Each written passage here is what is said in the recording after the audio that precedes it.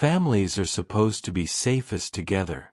But sometimes, that's when the horror begins. Because danger doesn't always knock. Sometimes it's already inside. Eating at the same table. Sleeping down the same hallway. Calling your name the way only family can.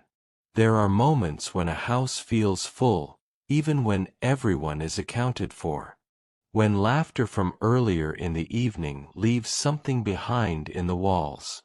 When the silence after bedtime feels heavier than it should, as if the air itself is listening. Tonight isn't about monsters hiding under beds. It's about doors that were locked before sleep, and found open by morning. About familiar footsteps moving through a house long after everyone was supposed to be asleep. About voices that sounded right, until they said something they shouldn't have known. These are true family stories, told by the people who lived through the night. People who learned that being surrounded by loved ones doesn't always mean you're protected. Sometimes it only means there are more witnesses, or worse, more targets. As you listen, notice the quiet moments. The pauses between breaths. The seconds where nothing happens, but everything feels wrong. Ask yourself, if it were your family, your house, your night, what would you have done? Every story you're about to hear is real. Not passed down. Not retold by strangers. These are memories carried by the people who lived inside them. Tonight, you'll hear more than one voice. A mother remembering the night she stopped sleeping with her door closed. A father recalling the sound that made him check the locks twice. A sibling who learned that silence can feel like someone watching. Each story comes from a different member of a family. Different ages. Different rooms. The same house, the same night, the same sense that something was wrong. There will be no raised voices here. No rush to the end. The moments unfold the way they did in real life. Slowly, quietly, with time stretching thin in the dark. You can listen with your eyes closed. Let the rhythm stay even. Let the details arrive on their own. Because fear doesn't always strike suddenly. Sometimes it waits. It watches. It lets families believe they're safe before revealing how close it already is. Each family thought they were alone. They were wrong. Story 1. The night we stopped sleeping.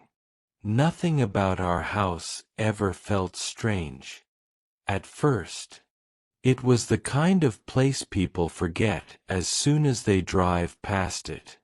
A quiet suburban street. Lawns trimmed the same height. Porch lights clicking on at the same hour every evening. The sort of neighborhood where nights felt flat and uneventful, where nothing ever seemed worth remembering. I was a child then. Old enough to know routines. Young enough to trust them. My parents slept at the end of the hall. My sibling and I had our rooms across from each other, doors usually left open so the hallway light could spill in. Every night followed the same pattern. Dinner, television murmuring in the background, the sound of dishes settling in the sink, and finally the familiar call to get ready for bed. The house always sounded alive back then. Pipes ticking softly. Floorboards answering each other as someone moved from room to room. The refrigerator humming like it was keeping watch while we slept. Those sounds were comforting. They meant everything was where it belonged. I remember lying in bed, staring at the glow-in-the-dark stars stuck to my ceiling, counting them until my eyes felt heavy. I remember believing that if anything ever went wrong, my parents would hear it first. That their door, just a few steps away, was a kind of barrier between us and everything else. There were no arguments in that house. No slammed doors. No raised voices late at night. If something had been wrong back then, there was no reason to notice it. But the night we stopped sleeping didn't announce itself. It didn't come with a sound loud enough to wake the whole house. It started with something so small, so easy to dismiss, that even now I have trouble explaining why it stayed with me. I woke up without knowing why. No dream. No noise I could point to. Just that sudden awareness that pulls you out of sleep and leaves you staring into the dark, heart already beating faster than it should. The hallway light was off. That was the first thing I noticed. It was never off. Not completely. One of my parents always left it on low, just enough to break the darkness. But that night, the hallway was empty of light, stretched long and black beyond my doorway. I listened for the house. For the usual sounds that meant everything was normal. The refrigerator still hummed. The air vent breathed quietly above me. But something was missing. It took me a few seconds to understand what it was. No footsteps. No shifting in bed from my parents' room. No sense of anyone else being awake. The house felt paused, as if it were holding itself very still. I told myself it was nothing. That adults turned lights off sometimes. That quiet didn't mean anything on its own. Still, I didn't roll over. I didn't close my eyes. I watched the doorway instead. That was when I heard it. Not a voice. Not a word. Just the softest sound of movement coming from the hallway. Slow. Careful. Like someone trying not to be noticed in a house where everyone was supposed to be asleep. I remember thinking it must be one of my parents. Maybe checking on us. Maybe heading to the bathroom. But the sound didn't move past my door. It stopped right outside it. And in that moment, lying there with my breath held and my eyes fixed on the darkness, I realized something that hadn't ever crossed my mind before. I couldn't hear anyone else in the house at all. No one turning over. No one coughing. No one breathing down the hall. Just me. And whatever was standing on the other side of my door. That was the night our house changed. That was the night we stopped sleeping. I stayed still for a long time after that. Long enough for my muscles to ache from holding myself rigid. Long enough for fear to feel less sharp and more heavy, like it was settling into my chest. Eventually, the sound outside my door faded. Not retreating down the hall. Not crossing the floor. Just gone. The next morning, I told myself I'd imagined it. That was the rule in our house back then. If something could be explained later, it didn't need to be explained now. But small things began to slip out of place after that night. Footsteps became common. Always after midnight. Always slow. Always stopping just short of where someone was sleeping. Sometimes I'd wake to find my bedroom door open by a few inches.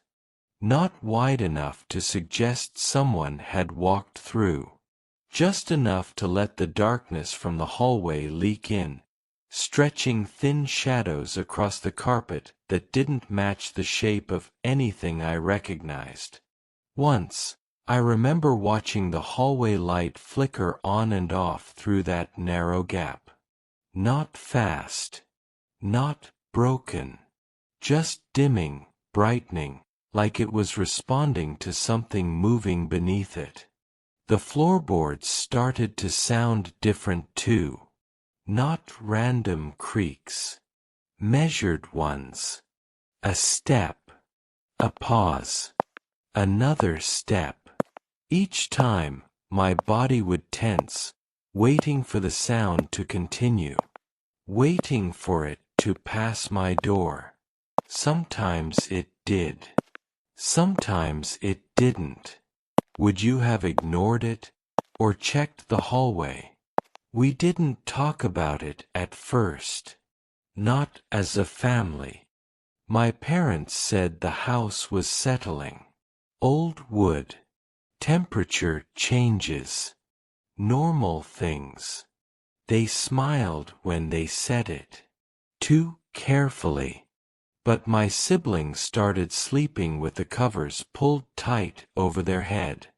I started listening for my parents' breathing at night instead of drifting off. Sleep became something we slipped into by accident, never on purpose. Then the whispers began. Quiet enough to question. Clear enough to recognize. I heard my name once, drawn out slowly, from somewhere near the bathroom. My sibling heard our mother calling from the kitchen late at night, even though she was asleep beside my father. My father swore he heard someone standing outside their bedroom, murmuring like they were having a conversation with the door itself. Each of us heard something different. But the timing was always the same. Late. Still. Close. My parents kept telling us everything was fine. They tucked us in. They checked the locks twice. They stayed up later than usual, sitting in the living room with the lights on, television playing to an empty couch. But their eyes followed the hallway whenever a sound carried from it.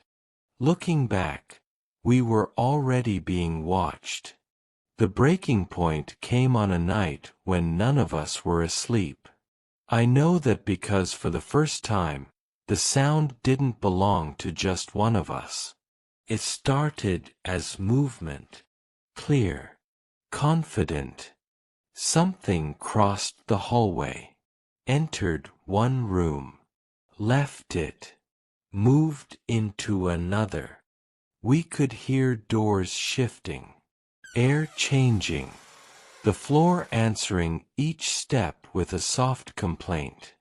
Then the voice came. Not whispered. Not hidden. It spoke from the center of the house, steady and calm, using a name every one of us recognized. All four of us froze. No one pretended this time. No one explained it away. My mother stood up. My father reached for the hallway light.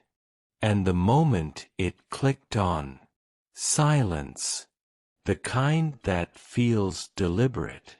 The kind that arrives too suddenly, like something realizing it's been seen. We didn't pack carefully. We didn't argue. We left before the sun came up, taking only what was closest, what our hands landed on first. The house stayed dark behind us, windows empty, door closing without resistance. We never went back to sleep there. Someone else lives in that house now. Lights on at night. Cars in the driveway. Curtains drawn. The house is still there, and someone still lives in it.